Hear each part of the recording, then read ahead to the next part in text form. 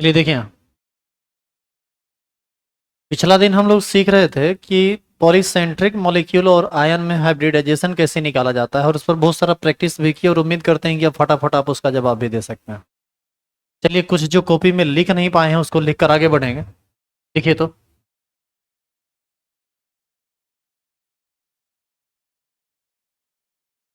आप लोग में से कितना लोग इसका नाम जानते हैं? हाथ खड़ा कीजिए तो। क्या नाम क्या है?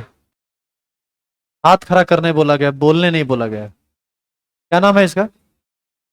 इथेन। नहीं जानते हो क्या ये सब?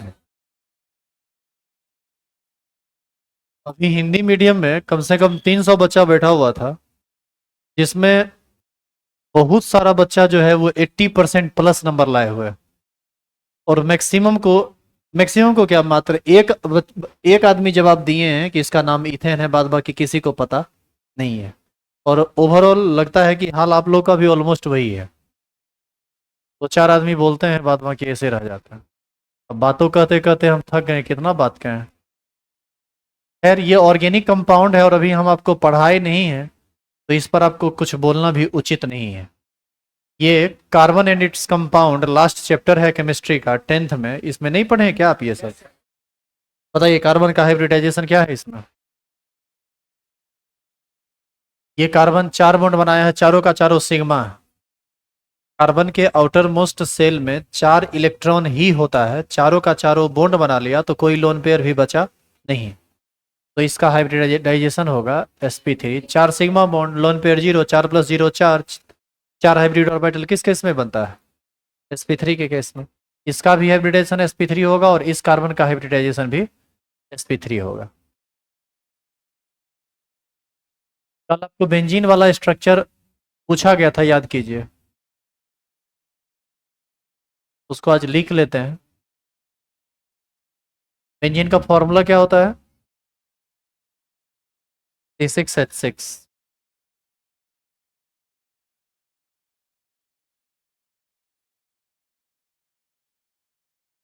ये वाला स्ट्रक्चर आपको पता होना चाहिए।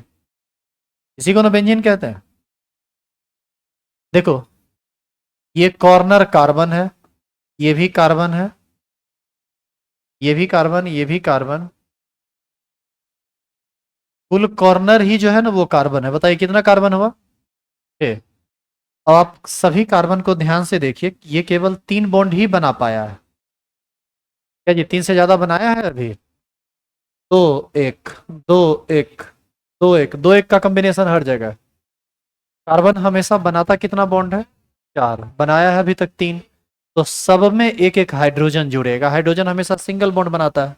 तो एक हाइड्रोजन यहाँ, एक हाइड्रोजन यहाँ, एक यहाँ, एक यहाँ, एक यहाँ, और एक यहाँ।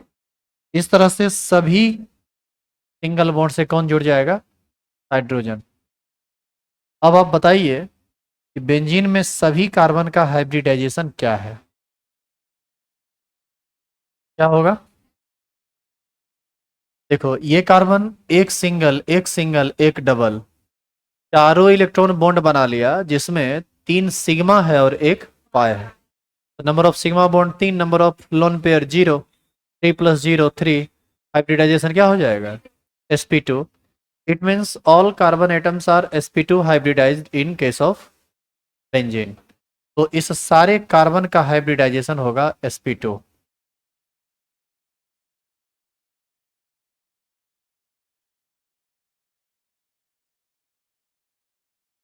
इन सब चीज़ों की काफ़ी ज़्यादा ज़रूरत पड़ेगी आपको ऑर्गेनिक केमिस्ट्री जब आप पढ़िएगा तब।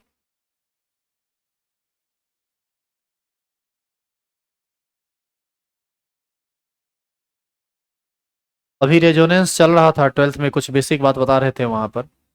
तो वहाँ ये सब बात बता के फिर आगे हमको बढ़ना पड़ा, क्योंकि जनरली लोग भूल जाते हैं 12th तक जाते जाते।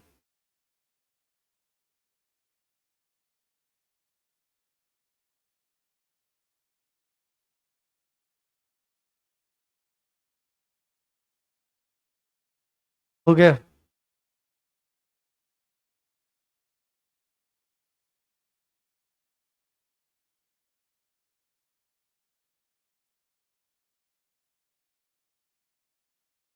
पॉलीसेंट्रिक का भी एक दो केस और देखेंगे, फिर आगे बढ़ेंगे।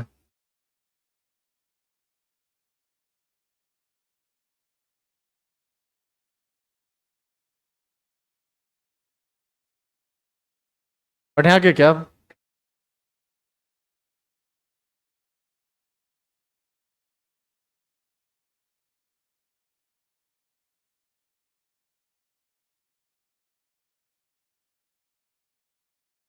देखिए तो अगला एग्जाम्पल।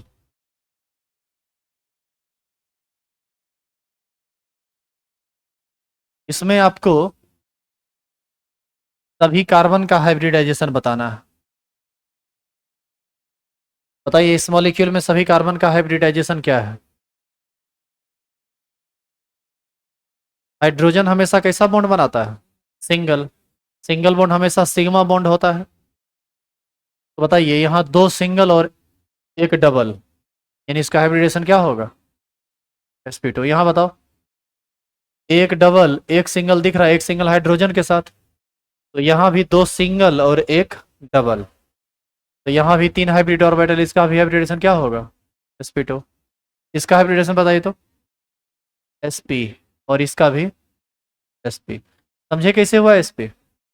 एक सिंगल एक ट्रिपल, ट्रिपल में एक सिग्मा होता है और दो पाई होता है, तो दो सिग्मा ही रह गया। कार्बन में कभी भी लोन पेयर नहीं होता है।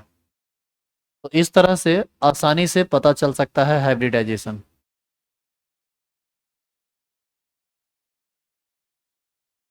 H2S2O8 याद कीजिए, ये पेरोक्सी डाइसल्फ्यूरिक एसिड।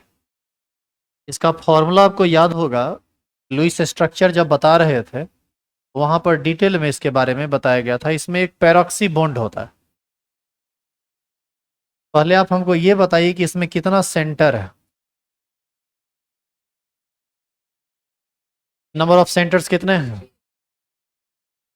यहां से लेकर लास्ट वाले ऑक्सीजन तक सेंटर ही है। अब इसमें हाइब्रिडाइजेशन बताओ तो। बताओ इसका हाइब्रिडाइजेशन, जल्दी जल्दी बताओ। sp, ये sp होगा या sp3 होगा? ये sp3 होगा। ऑक्सीजन के पास दो लोन पेयर हमेशा रहता है। कैसे? कैसे? ऑक्सीजन के आउटर मोस्ट सेल में 6 इलेक्ट्रॉन होता है। ऑक्टेट पूरा करने के लिए ये दो बॉन्ड का फॉर्मेशन करता है, तो 6 में 2 इलेक्ट्रॉन बना लेता है बॉन्ड। तो बचा कितना? 4। 4 इलेक्ट्रॉन बचा, बचा ही हुआ ही रह गया। दो लोन पेयर वो बन जाएगा, 4 इलेक्ट्रॉन का पेयर कितना बनेगा? 2। तो यहाँ पर दो लोन पेयर है और दो single bond. Number of sigma bond हो गया 2, नंबर ऑफ लोन पेयर हो गया 2, 2 + 2 हो गया 4। हाइब्रिड ऑर्बिटल 4 किस केस में बनता है? sp3 के केस में। लेकिन यहाँ पर लोन पेयर कितना है? 2। तो यहाँ से इस सेंटर से शेप बनेगा एंगुलर। उसी प्रकार इसका भी hybridisation sp3 with 2 lone pair, इसका भी sp3 विथ 2 लोन पेयर, इसका भी sp3 विथ 2 लोन पेयर। इसमें और इसमें हाइब्रिडाइजेशन होगा ही नहीं, इसमें और इसमें भी नहीं होगा, इसमें भी नहीं होगा, इसमें भी नहीं होगा, क्योंकि ये सेंट्रल एटम नहीं है, ये सराउंडिंग एटम है। अब आइए सल्फर पर। सल्फर का हाइब्रिडाइजेशन। सल्फर के आउटर मोस्ट सेल में भी 6 इलेक्ट्रॉन होता है, लेकिन यहाँ 6 का 6 बॉन्ड बना लिया है। दो डबल दो सिंगल, दो डबल में दो सिग्मा बॉन्ड और दो सिंगल में दो सिग्मा बॉन्ड, दो दो 4। तो 4 हाइब्रिड ऑर्बिटल आया, तो यहाँ भी ये होगा sp3। लेकिन ध्यान रहे ये sp3 डिफरेंट टाइप का है। sp3 भी जीरो लोन पेयर, और ये भी क्या है? sp3 with zero lone pair. तो सल्फर के सेंटर के अबाउट शेप टेट्राहेड्रल होगा, और किसी भी ऑक्सीजन के सेंटर के अबाउट शेप एंगुलर होगा। तो ये तो हाइब्रिडाइजेशन निकालने के लिए जनरली दिमाग में हम लोग लाते हैं। एग्जैक्ट फिगर इसका कैसा होगा, कैसा होगा स्ट्रक्चर, अब हम उस पर जाएंगे। पहले आप इसको उतार लीजिए।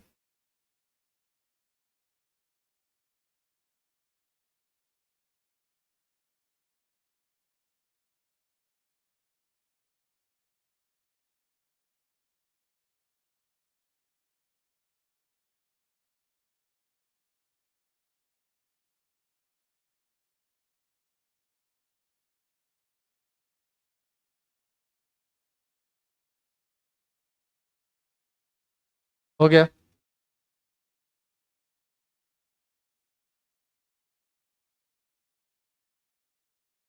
दो सेंटर टेट्राहेड्रल देता है, तो इसके बाद टेट्राहेड्रल से बना दीजिए। एक ऑक्सीजन ऊपर डबल बॉन्ड, एक ऑक्सीजन इधर डबल बॉन्ड, एक ऑक्सीजन इधर और एक ऑक्सीजन इधर। बताइए तो एक सल्फर के अबाउट सेंटर में ये टेट्राहेड्रल हुआ कि नहीं? अब ये वाला जो ऑक्सीजन है, ये वाला ऑक्सीजन, ये हाइड्रोजन के साथ एंगुलर ना जुड़ेगा, तो जुड़ गया। ये भी एंगुलर जुड़ेगा।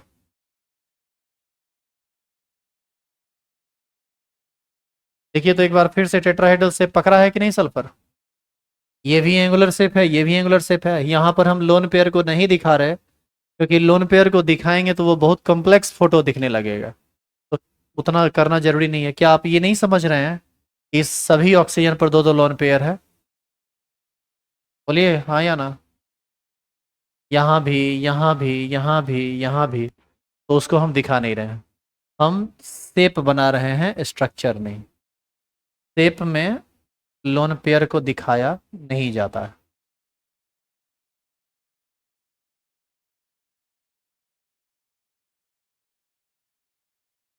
अब जैसे मोनोसेंट्रिक हो या पॉलीसेंट्रिक हो, इसमें हम लोग इतना नहीं सोचेंगे।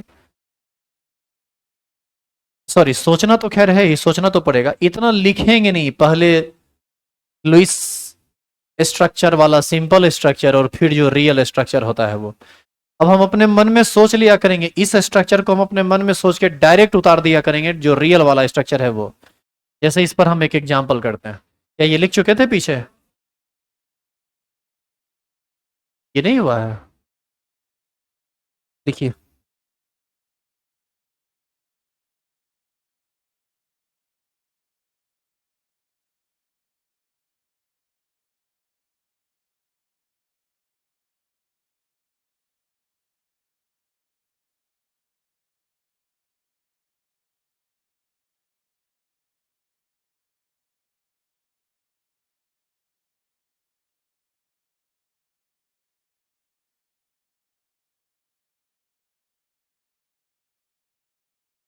एकमात्र और स्ट्रक्चर करेंगे, टॉपिक अब आगे बढ़ा देंगे।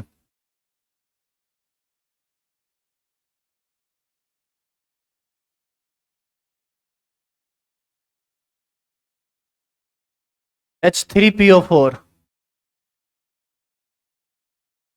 आप ये बताइए, ये एक ऑक्सी एसिड है,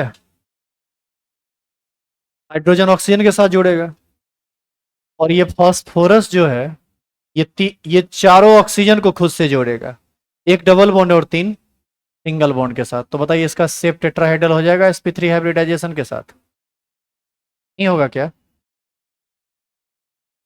फास्फोरस के आउटरमोस्ट सेल में 5 इलेक्ट्रॉन होता है ना, पांचों का पांचों बॉन्ड बना लिया, जिसमें 4 सिग्मा है और एक पाई है, लोन पेयर हो गया 0। 4 sigma +0 lone pair sp3 hybridisation देगा। और इसमें हाइड्रोजन जोड़ दीजिए, हाइड्रोजन एंगुलर शेप जुड़ेगा ये जी, इधर भी, इधर भी, और यहाँ भी आप कहीं एंगुलर शेप बना दीजिए। यहाँ भी दो दो लोन पेयर होगा, यहाँ भी दो लोन पेयर होगा, और यहाँ भी दो लोन पेयर होगा। तो लोन पेयर को दिखाने का मन है दिखाइए, नहीं दिखाने का मन है मत दिखाइए। लोन पेयर दिखाने से फिगर कम्प्लेक्स होने लगता है, तो जनरली लोन पेयर को दिखाया नहीं जाता है। और यदि आप दिखाना भी चाहते हैं ना, तो आप इस तरह से दिखा दीजिए। कल याद कीजिए गूगल किए थे तो इसी तरह से फोटो दिखाता था, आप ऐसे दिखा दो, उतना लिखने की क्या जरूरत है। हालांकि ये लोन पेयर दिखा हुआ रहे तो भी, और नहीं दिखाया रहेगा तो क्या नहीं है लोन पेयर? तो भी है।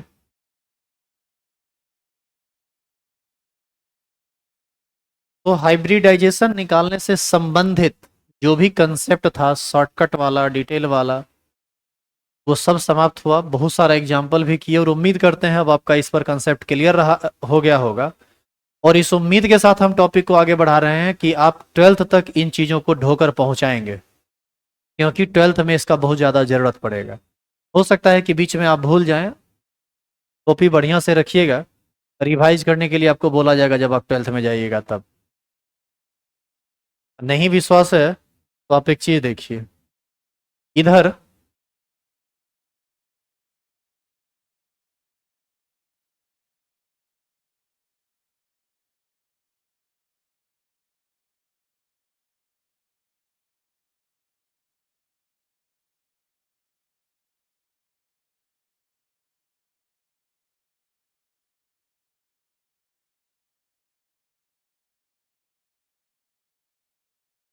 इधर कुछ दिन पहले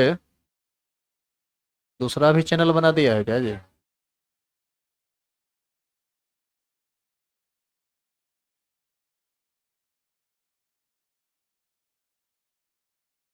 ये सब फोटो के अपलोड कर दिया है यार? ब्याह शादी करवा देगा यहीं पर क्या?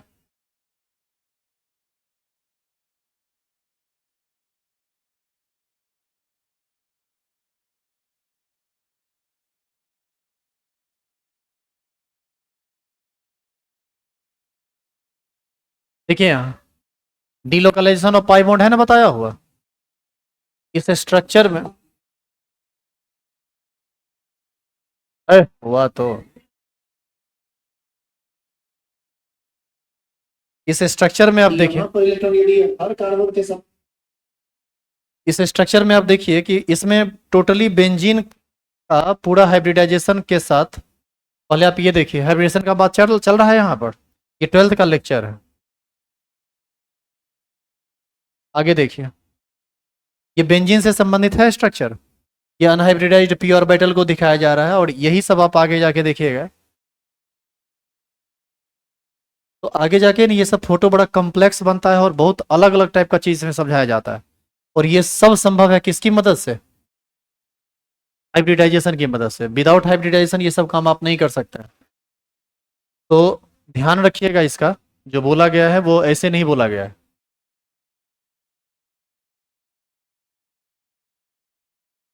तो ये हाइब्रिडाइजेशन से निकालने संबंधित टॉपिक समाप्त हुआ, हाइब्रिडाइजेशन कंप्लीटली समाप्त नहीं हो गया है। आगे का टॉपिक डालेंगे।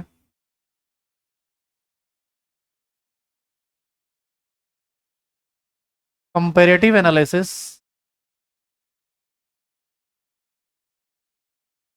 Between SP sp2 and sp3 hybrid orbital.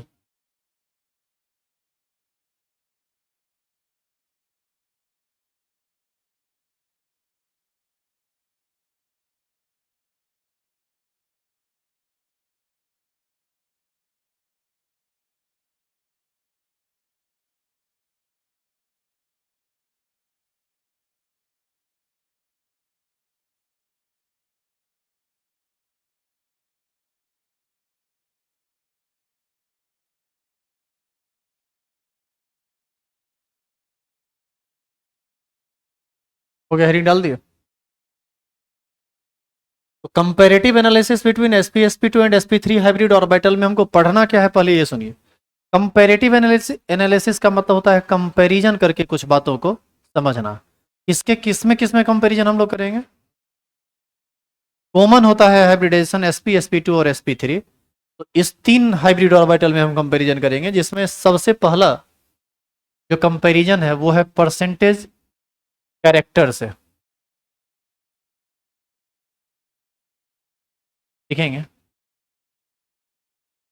Percentage character. अब ये परसेंटेज कैरेक्टर का मतलब क्या है, इसको हम एक टेबल से बेहतर होगा, उससे आपको ये चीज ज्यादा बेहतर समझ में आएगा। लिख चुके हैं? देखो, इधर हम लिखते हैं हाइब्रिड ऑर्बिटल, यहां हम लिखते हैं एस कैरेक्टर, और यहां हम लोग लिखते हैं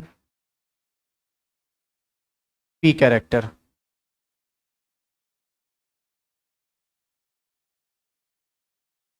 जब हम हाइब्रिड ऑर्बिटल sp का बात करते हैं, आप ये बताइए कि sp का निर्माण किसके किसके मिलने से होता है?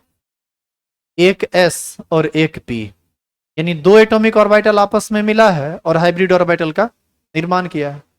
इसका मतलब इसमें s कैरेक्टर भी जो होगा वो 50% होगा और p कैरेक्टर भी 50% होगा। क्या आप ये मानते हैं या नहीं? दोनों तो एक एक ही है, दो मिलने से पूरा हुआ है, तो आधा आधा कैरेक्टर रहेगा दोनों। लेकिन इसी में यदि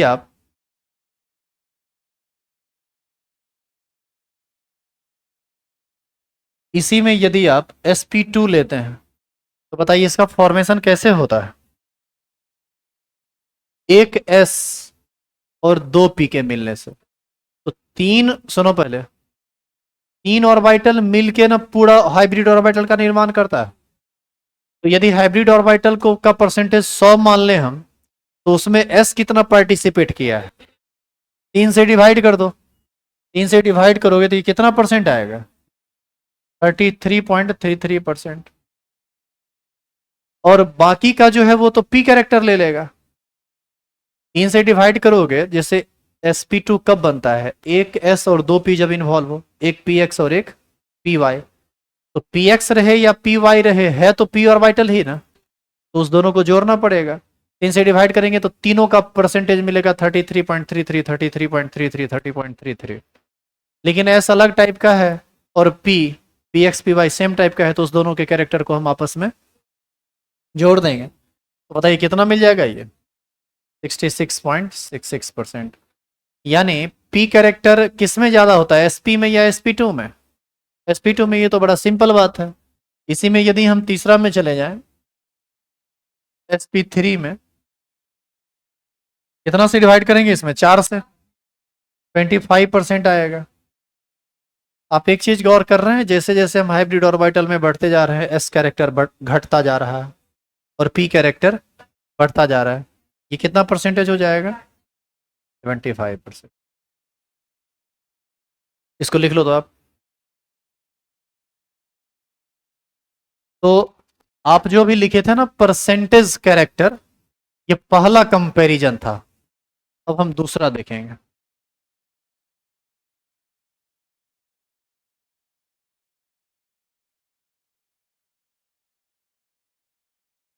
तो कंपैरिजन में क्या पता चला, पी कैरेक्टर सबसे ज्यादा किसमें होगा, sp3 में, और एस कैरेक्टर सबसे ज्यादा किसमें होगा, sp में।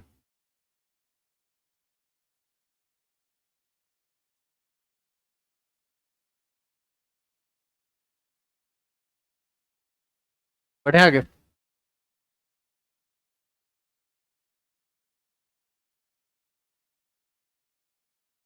दूसरा,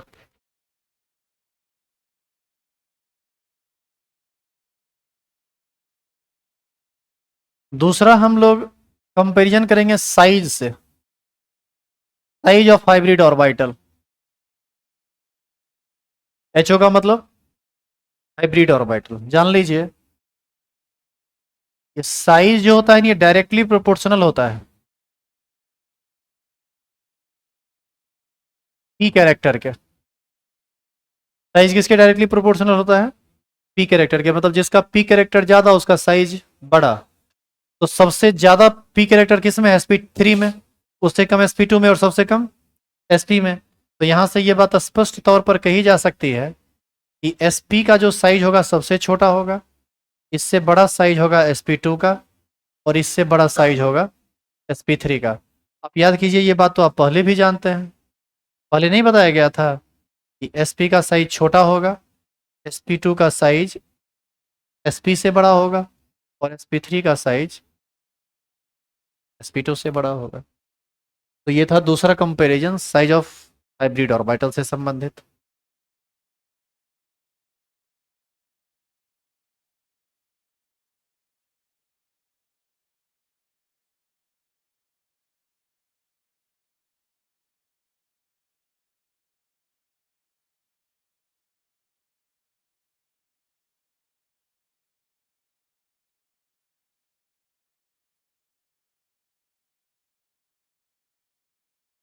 अब लिखेंगे तीसरा, एनर्जी ऑफ हाइब्रिड ऑर्बिटल। तीसरा जो कंपैरिजन हम करने वाले हैं वह एनर्जी से संबंधित।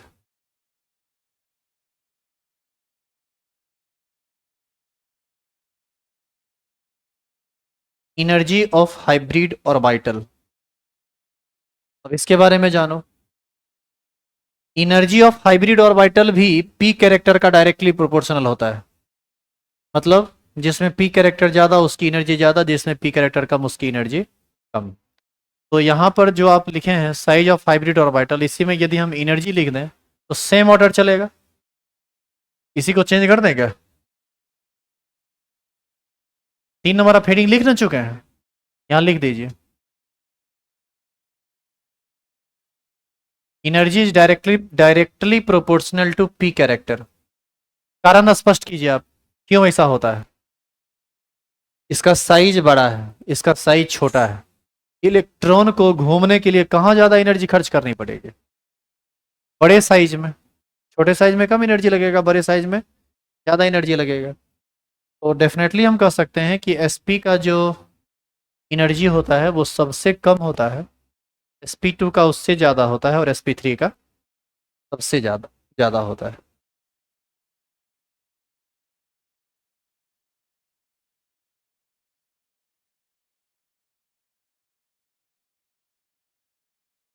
तो ये था तीसरा कंपैरिजन। पहला था s कैरेक्टर p ऑर्बिटल के कैरेक्टर से, दूसरा था साइज से कंपैरिजन, तीसरा था एनर्जी से कंपैरिजन। अब चौथा है इलेक्ट्रोनिगेटिविटी से कंपैरिजन। लिखेंगे electronegativity of hybrid orbital 4 number में। पहले तो इसको हम मिटाएंगे, अब मिटा दें। 4 नंबर लिखिए।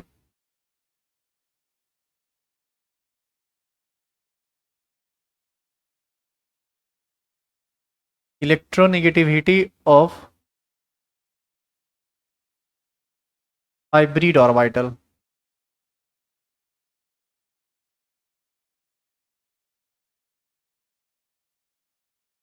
सब चीज तो पी कैरेक्टर, पी का डायरेक्टली प्रोपोर्शनल था पी कैरेक्टर का, लेकिन ये जो है ना, ये एस का डायरेक्टली प्रोपोर्शनल होता है।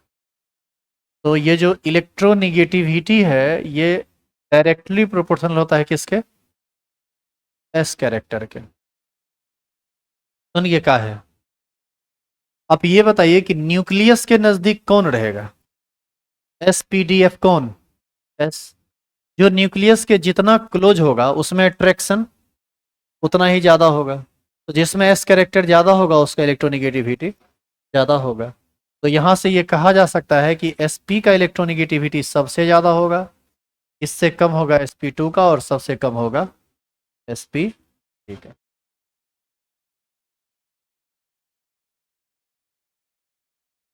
आप याद कीजिए इलेक्ट्रोनिगेटिविटी के बारे में आपको बताया गया था कि अलग अलग एटम का इलेक्ट्रोनिगेटिव, अलग अलग टाइप्स के एटम का इलेक्ट्रोनिगेटिविटी अलग अलग होता है। याद है आपको? आपको ये बोला गया था कि electronegativity of elements in decreases from top to bottom in a group and increases from left to right in a period. आपको बताया गया था electronegativity of non metal is greater than electronegativity of metal. आपको बताया गया था electronegativity of hydrogen atom is less than non-metal and more than metal, and the most electronegative element with respect to all of our elements, chlorine, and the second position is second second position पर कौन है? Oxygen, और उसके बाद nitrogen. तो ये सब बात ऑलरेडी पहले अर्लियर डिस्कस किया जा चुका है। लेकिन अब एक अजूबा बात सुनिए। अब अजूबा बात क्या है ये सुनो, ये लिखना मत।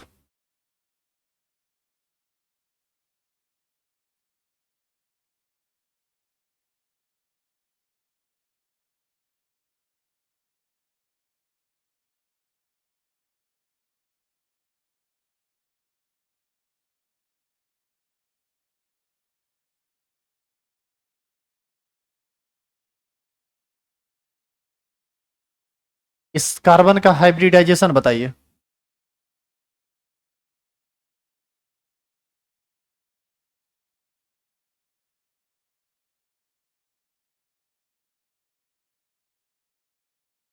कार्बन हमेशा 4 बॉन्ड बनाता है, ठीक है। ये कार्बन अभी कितना बॉन्ड बनाया है? एक। तो यहां पर 3 हाइड्रोजन लगेगा, तब ना इसका 4 बॉन्ड पूरा होगा। इसमें इसमें इसमें इसमें पहले आप ये बताओ कितना कार्बन आपको दिख रहा है यहाँ? 5। 1 2 3 4 5। इसका हाइब्रिडाइजेशन बताओ क्या है?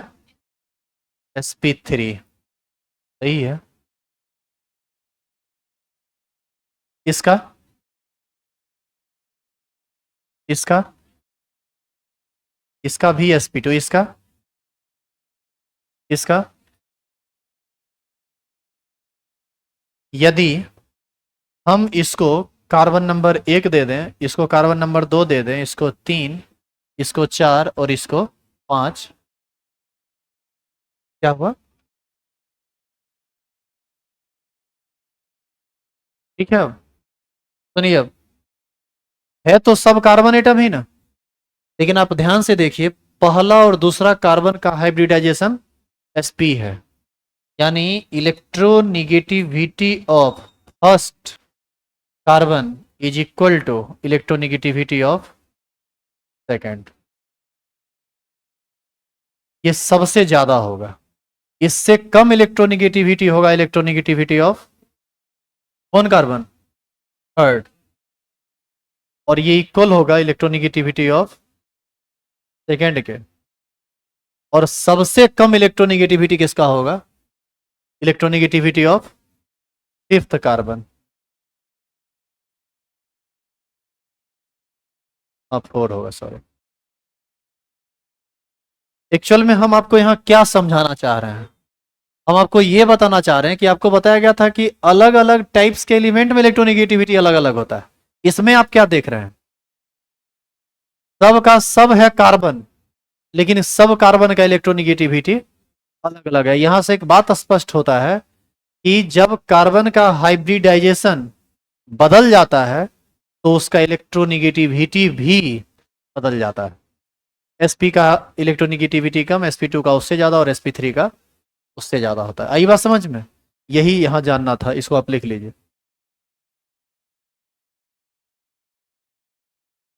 ये लिखे थे कि नहीं आप, ये पूरा हुआ है, तो ये लिख लिए तो एग्जाम्पल में आप इसको लिख लीजिए। ये जो है ना लगभग बराबर का साइन है, ऐसे पड़ता है, थोड़ा इसको कलरफुल कर देते हैं।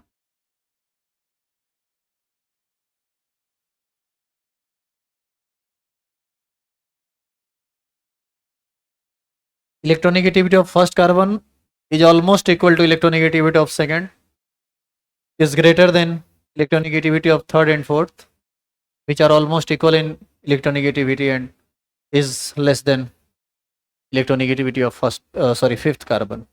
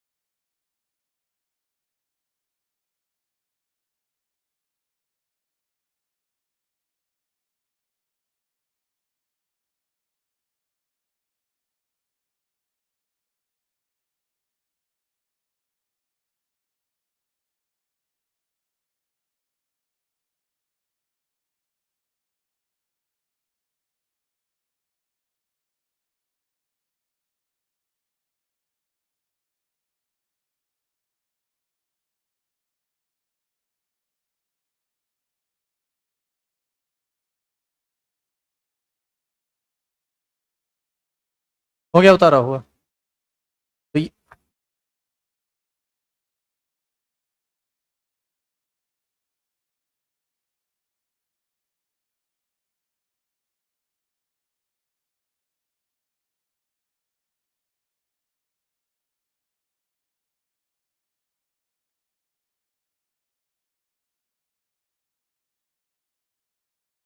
बढ़े आगे।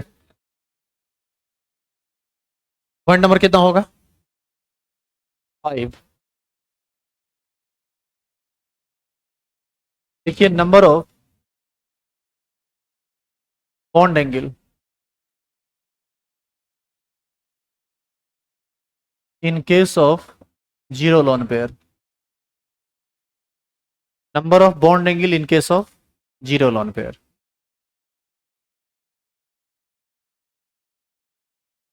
ये आप ऐसे भी समझ जाइएगा, हाइब्रिडाइजेशन जब sp होता है,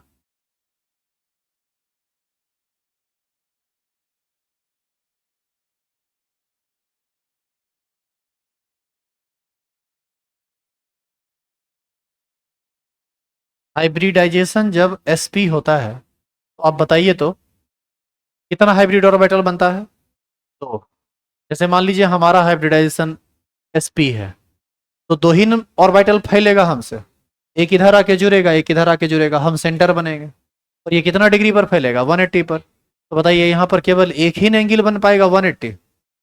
तो नंबर ऑफ बॉन्ड एंगल इस केस में कितना होता है? एक। जैसे आप ये देखो, एक ही बॉन्ड एंगल बनेगा कितना? 180। क्या ऊपर से भी मेजर करोगे क्या? ऊपर से करें नीचे से करें, एक ही एंगल को ना माप रहे हैं आप। ये 180 बनेगा। अब जरा बताइए तो, हाइब्रिडाइजेशन यदि sp2 हो तब क्या होगा? नंबर ऑफ बॉन्ड एंगल कितने होंगे? तीन। याद करो, एक के अबाउट तीन कौन घूमता था? तीनों एंगल कितना होगा? 120 120 120। और 120 बॉन्ड एंगल कितना होगा? तीन। ये होगा 180 डिग्री। ये कितना होगा? 120 डिग्री। ये भी एक कंपैरिजन है, एंगल के मैग्नीट्यूड में अंतर रहेगा। तीसरा, sp3। इसका जवाब कितने लोग दे सकते हैं? हाथ खड़ा कीजिए। जो दे सकते हैं खड़े हो जाइए। हाइब्रिडाइजेशन जब sp3 हो विद जीरो लोन पेयर, तो नंबर ऑफ बॉन्ड एंगल्स कितना होगा? और कितना होगा, मतलब उसका मैग्नीट्यूड क्या होगा?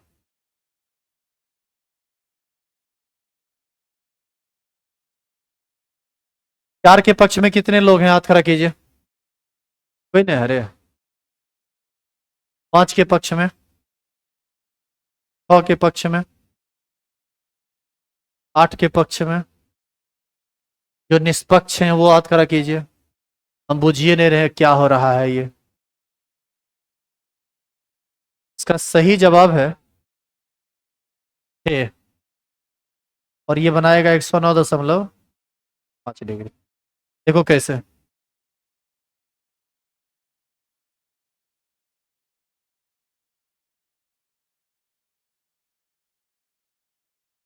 sp3 हाइब्रिडाइजेशन होता है तो number of hybrid orbital space में कितना फैलता है?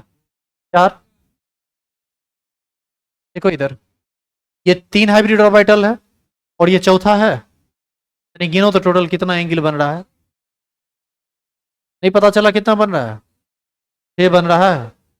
देखो तीन तो नीचे तुमको दिख रहा होगा, एक ये, एक ये, और एक ये। क्या कोई रिपीट हो रहा है क्या? और जब ये एक ऊपर डालेंगे तो ये अकेला नीचे वाले तीनों के साथ तीन बनाने लगेगा, एक ये वाला, एक ये वाला, और एक ये वाला। हाँ या ना? टोटल 6 बॉन्डिंग एंगल बनता है जब हाइब्रिडाइजेशन sp3 होता है तब। उतार लो इसको।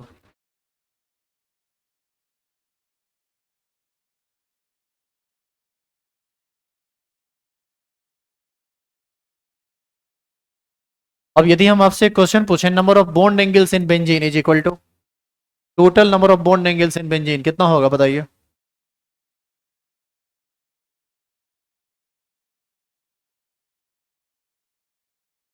फिर से मेरा क्वेश्चन सुनिए। Number of total number of bond angles in benzene molecule are, is are, जो भी है, 18 होगा। अरे 6 गो कार्बन है, एक का हाइब्रिडाइजेशन sp2 है, तो एक कार्बन के सेंटर के अबाउट 3 एंगल बनेगा। तो 6 गुना कार्बन है, 6 गुना 3, 18। टोटल 18 बॉन्ड एंगल बनेगा एक बेंजीन में। इस तरह का क्वेश्चन आईटी मेंस में पूछा जाता है। तो ये था पांचवा बात। ये अब पढ़ेंगे हम लोग छठा।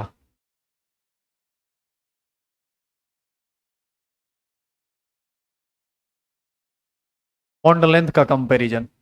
चलिए इसको आप कुछ लिखेंगे नहीं, ये लास्ट है अभी आज का, फिर आगे का बात कल होगा। हम एक एग्जाम्पल लेते हैं।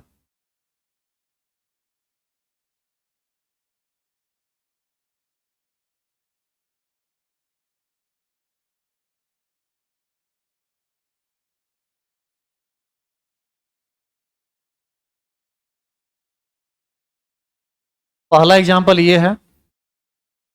दूसरा है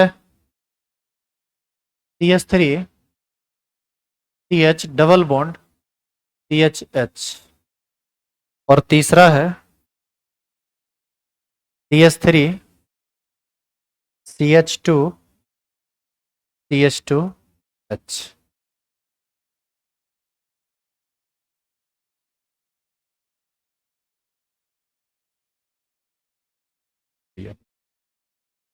आप एक चीज गौर कीजिए, कभी कार्बन 4 बॉन्ड पूरा कर रहा है, हाँ या ना? ये कार्बन देखो 3 1 4, 3 1 4, ये भी तो 4, सब पूरा कर रहा है, आप देख लीजिएगा एक बार ढंग से। चलिए तनी फटाफट बताइए तो इसका हाइब्रिडाइजेशन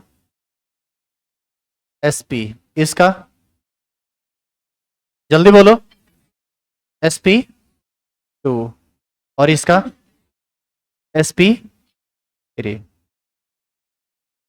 तो ये जो सिंगल बॉन्ड बना होगा, सिंगल बॉन्ड तो हमेशा हाइब्रिड ऑर्बिटल से बनता है, और हाइड्रोजन जो है वो सराउंडिंग एटम है, तो हाइड्रोजन तो हमेशा अपना s लेकर आएगा। तो बताइए ये जो बॉन्ड बना है किसके किसके ओवरलैपिंग से बना है? ये बना है कार्बन के sp और हाइड्रोजन के s ओवरलैपिंग से, ये वाला बॉन्ड sp2 और s के ओवरलैपिंग से, और ये वाला बॉन्ड sp और s के ओवरलैपिंग से। यानी हम इसको कह रहे हैं 1 नंबर बॉन्ड, इसको कह रहे हैं 2 नंबर बॉन्ड, और इसको कह रहे हैं 3 नंबर बॉन्ड। यह भी कार्बन और हाइड्रोजन के बीच का बॉन्ड है, यह भी कार्बन और हाइड्रोजन, ये हाइड्रोजन और हाइड्रोजन के बीच का बॉन्ड नहीं है। ये बॉन्ड किसके किसके बीच का है? कार्बन का हाइड्रोजन के साथ, और ये बॉन्ड कार्बन का हाइड्रोजन के साथ। अब बताइए सब तो CH बॉन्ड ही है ना, लेकिन जानिए सब CH होने के बावजूद भी सबका बॉन्ड लेंथ आपस में इक्वल नहीं है। क्यों नहीं है? क्योंकि यहां पर जो बॉन्ड बना है वह sp और s के ओवरलैपिंग से, यहां पर sp2 और s के ओवरलैपिंग से, sp2 और s के ओवरलैपिंग से, और यहां पर तो किस केस में बॉन्ड लेंथ सबसे कम होगा? sp के केस में। sp2 उससे बड़ा और sp3 उससे बड़ा। तो अब जरा बताइए कि सबसे ज्यादा मजबूत बॉन्ड कहां बनेगा? बॉन्ड छोटा तो बॉन्ड मजबूत, सब है CH बॉन्ड, लेकिन कमजोर कौन पड़ेगा? sp3 वाला। तो यहां से देखिए, देख रहे हैं कितना बात समझ में आ रहा है, और सब छोटा छोटा बात है, ये सब एक भी बात ऐसा नहीं है जिसको आप रट सकते हैं।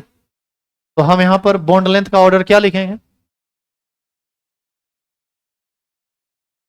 बॉन्ड लेंथ ऑर्डर, तीसरा का सबसे ज्यादा, इससे कम दूसरा का, और सबसे कम तीसरा का। अरे समझ में आया कि नहीं? उतारो।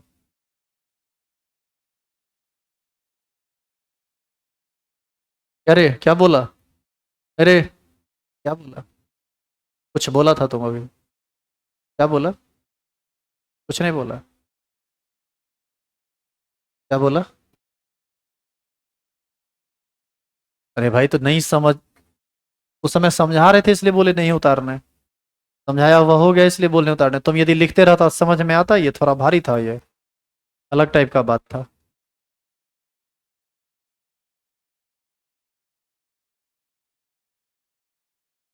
इसके पाठक मोटरसाइकिल लेके घूम रहा है।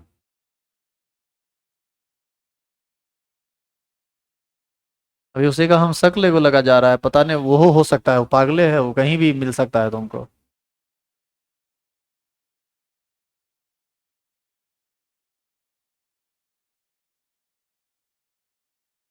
बात अभी खत्म नहीं हुआ है, अभी 5 मिनट और लेंगे टाइम आपका। छोड़ दें आज? अच्छा, इसी बॉन्ड लेंथ से संबंधित आगे का बात हम लोग कल करेंगे। ज्यादा लेट हो जाएगा क्योंकि टॉपिक वो भी है थोड़ा समझाने के लिए। आइए कल।